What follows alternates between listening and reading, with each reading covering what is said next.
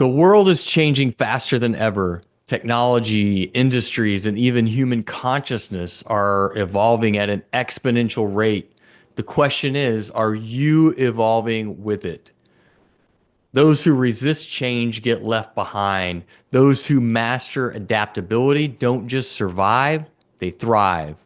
In this video, I'll show you how the principle of adaptive evolution, one of the seven aeonic principles, is the key to navigating uncertainty, accelerating success, and shaping the future on your terms. Hi, I'm Jeff, the creator of Epic Mind Visions, where I love to explore timeless ancient wisdom and how it crosses over with future insights to help unlock our full potential. Today, we're diving into the principle of adaptive evolution. It teaches us that change isn't an obstacle, it's actually the greatest opportunity for growth and expansion in our lifetimes. But here's the thing: evolution isn't automatic. You either adapt consciously and lead the shift into the next version of humanity and consciousness, or you resist it. You're going to struggle against forces that are bigger than you, forces you can't stop. By the end of this video, you'll understand how to develop an adaptability mindset, really, why it's the number one skill that you need to develop for your future, and how to train yourself to evolve in real time, whether it's in business, whether it's in leadership, or in personal transformation in general. So, what is adaptive evolution? Adaptive evolution is really your ability not just to survive change, but to consciously shape how you evolve in response to that change. It's about developing the mindset, the skills, the flexibility to navigate the unknown with courage and confidence. Here's how it works: change is a constant. We have to accept that. So resisting it leads to stagnation. Resisting it leads to friction. Resisting it leads to us not reaching our fullest potential. The most successful individuals and organizations anticipate change and embrace it before they're forced to. That's being innovative and living on the cutting edge. Evolution in general happens on three different levels. The first is a mental adaptation, or evolution requires a mental adaptation, meaning that you must shift your beliefs and your stories and mindset to meet these new realities that are coming towards us. There's emotional adaptation. It means building the resilience to navigate uncertainty in from a place of abundance, from a place of positivity, from a place of courage instead of fear. And then there's behavioral adaptation, which is taking different new actions that you might not be comfortable with yet, but that align with this change and that are going to push and pull you into that future version of yourself that's required to meet the new demands of this change. So there's a lot of science that back up this idea of adaptability. And the first is neuroplasticity. It's really our brain's ability to rewire and reorganize itself based on new challenges and learning. So this is happening in real time as we're challenging our thoughts, we're challenging our focus, we're challenging our intention. Our neuroplasticity is changing to rewire new neural pathways to meet those new demands that we are imposing upon it, or our reality is imposing upon it. There's evolutionary biology that supports this as well, that species that survive are not just the strongest species, but the ones that are the most adaptable. So you can be strong and meet the challenge, but if you don't adapt in response to it, then it's not going to be as powerful. And then business innovation, companies that pivot early into new frames, new business, new services and products, they're going to outperform those that resist the market shifts. Like if you think about Blockbuster, if you remember, we used to have a card, go to Blockbuster and get our movies, in person. And then the web capabilities came along and they didn't adapt and they got left behind. And now Netflix is the platform to do that. If you think about Kodak, Kodak actually did a lot of the research and development on early digital cameras, but they thought, that'll never work. Everybody's gonna want to go and develop their film at the local film developer and all of that. So they got left behind.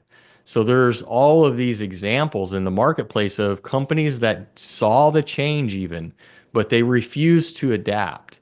And there's other companies like Netflix and and Sony, for example, that makes the cameras. They embraced innovation early on, and they created that new skill, that new capability to develop these products and services for the marketplace, and they've benefited greatly from that.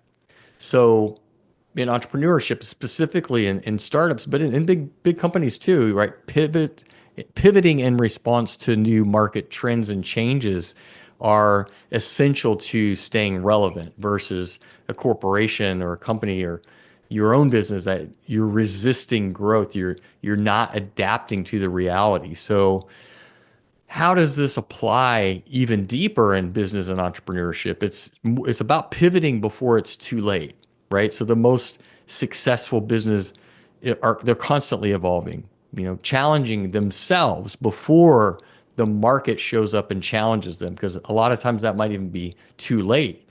Disruption, waiting for the disruption to start to innovate and build the new capabilities, it can be too late at that point. So a key question to ask yourself here is, are you proactively adapting? Are you looking into the future of what's coming, AI, for example?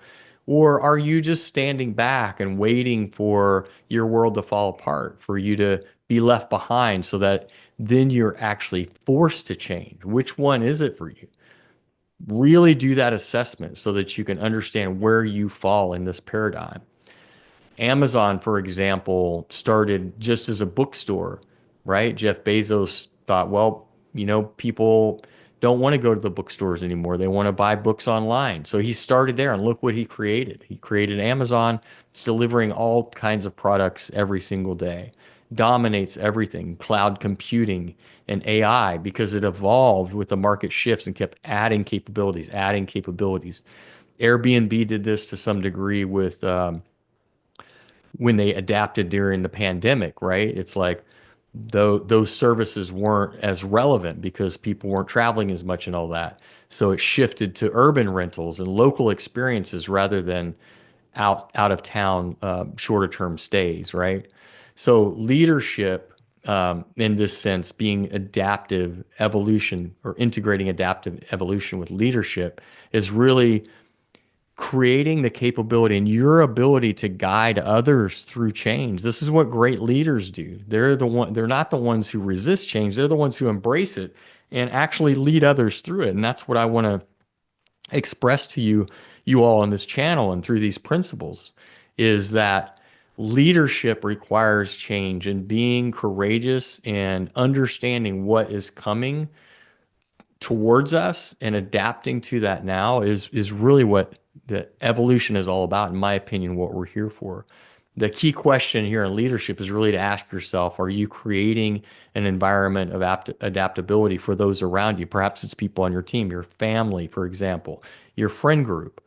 Are you engaging them in a way that they are taking an adaptive, proactive approach to the development of whatever they're creating, or are they just standing back, right?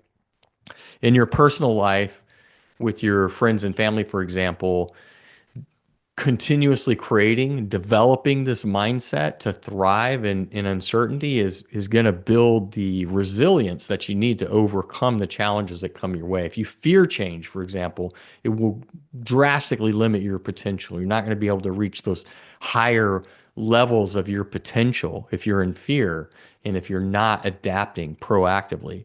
The question to ask yourself here is, how often do I step into unknown territory? How often do I intentionally push my comfort zone, push the boundaries of my comfort zone so that I can grow? I know for me personally, I do it as much as I possibly can. And there's integration that comes after that I need to have, but I focus on consistently challenging myself so that it can bring up all the limitations so that I can continuously build the capability so that I can overcome this. So, how are you doing this for the people around you who you really care about? People who embrace new skills and, even just travel and, challenges that, proactively, again, intentionally opening themselves up to these, uncomfortable situations are going to build resilience and they're going to be more adaptable than those who stay in their comfort zones. So that's the kind of day in the life is really always pushing the boundaries, always thinking about how to grow as an individual and how to become a better leader in business so that you're consistently building capabilities that you can bring back to the world around you and make a bigger impact. So training yourself for this concept of adaptive evolution is really important. And the first concept here is or really the idea or process of it is having a growth mindset. Develop that growth mindset. Always be open to it. Don't resist it. Don't be in reactive mode to it. Don't get triggered by it.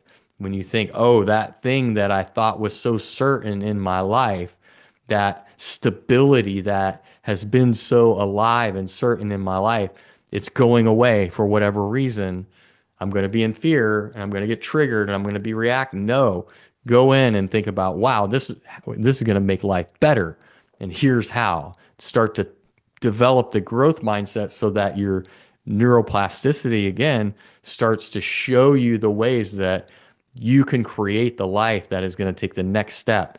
It's not going to be a disaster. It's going to be this huge opportunity to uplevel your life in ways that you never probably thought possible or could even imagine. View it as an opportunity, in other words, instead of a threat. So instead of saying, this is happening to me, always say, this is happening for you. Life is happening for you and for your benefit to learn and grow along the way.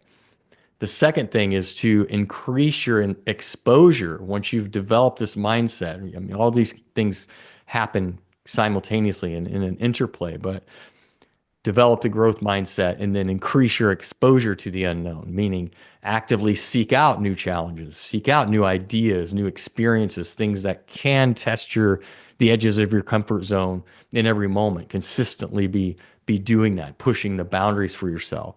Do things that are unfamiliar, uncomfortable, learn new skills, start new projects, have conversations with people, build skills that you always wanted to have. In other words, that will get you in the flow of that mindset that's going to allow you to continuously see things as opportunities and move forward and build the muscle and the courage to adapt to change that is unexpected because you've built this along the way. Another thing to do, the third thing, is really to detach from the old identities and the beliefs and stories that you had. The biggest block to adapting to new realities is clinging to these outdated concepts of yourself, the outdated ideas and identities that you have about yourself, the outdated beliefs and stories that you have. Let that shit go. Surrender. Move into the forward motion of what you can create. If you believe I'm just not good at something, you limit yourself instead of saying, I'm just not good at something. Say, I have the opportunity to learn that. Where do I find the right mentor, the right resource, the right information so that I'm going to be able to learn that and become good at it? Very few people are just born great at things. They actually intentionally apply themselves to become great at it. Michael Jordan wasn't the best basketball player. I think he didn't even make his high school basketball team, but he knew what he wanted to create. He knew what he wanted to be good at, and he trained and practiced relentlessly till he became that version of himself. The fourth thing is to develop emotional agility, your ability for your mind to be flexible. Again, to inspire and instigate this neuroplasticity. The resilience is really the ability to shift your emotions and your emotional agility so that you don't get stuck. And so that's going to change the way you're expressing into the world. It's going to change the way you become less reactive and more proactive? How do you change your emotional agility here? Is really journaling is a great one because it gets you a lot of clarity around what you want to see brought forth and the emotional sense and the emotional expression that you want to have in the world. You can journal about that. Why are these emotions coming up? Why are they so triggering? You're not your emotions. The emotions are just moving through you. So when you experience external stimuli through the five sensory world, why is that stimuli creating that emotional response within you? What's the story, the belief, or the experience that you have around it so that you can start to transmute that? Journaling is amazing for that. Doing breath work, moving the energy through, moving the emotional energy through your body. Meditation, meditating on it, asking yourself those questions. Why? Why is this causing me to react in this way? Right? So those are ways to help train your nervous system to become more peaceful, to become not only more resilient, but just more calm in the face of these stimuli, in the face of these stories that you might have, so that you can overcome them. And finally, surround yourself with people who are adaptable, with people who adapt to change, with people who are proactively out there, challenging themselves, pushing the boundaries of their comfort zone. Surround yourself with those people. Your network is your net worth, they say, right? And so having the right people around you is going to inspire you. It's going to support you. It's going to give you that frame of reference to continuously move forward in your own life. Your environment that you put yourself in shapes the level of adaptability that you're able to bring into your own life. So choose people intentionally. Choose people who embrace change rather than resist it. So put yourself in the middle of high growth communities. Like entrepreneurs are generally very big on personal development and growth oriented, growth minded in general. Put yourself into those communities so you can be challenged and evolve even faster than you ever thought possible. The fact is that the world is going to continue to change whether we're ready or not. And the choice is really ours. Will we evolve or will we resist that change? The future belongs to those who can see change as opportunities and not change as the end of something. It's not a dead end. It's not something that is going to prevent you from moving forward. It's going to act as a catalyst to inspire you to become the best version of yourself so that you can move forward and create the life that you maybe never thought possible. If this resonates with you, like, comment, subscribe. It helps me reach more people. And I'd love to leave you with a question. What's one area of your life where you've resisted change, but you now realize that you need to adapt? If you drop that, answer in the comments. I'd love to hear your insights on that. And until next time, remember, the most powerful skill that you can master is adaptability because the future belongs to those who evolve.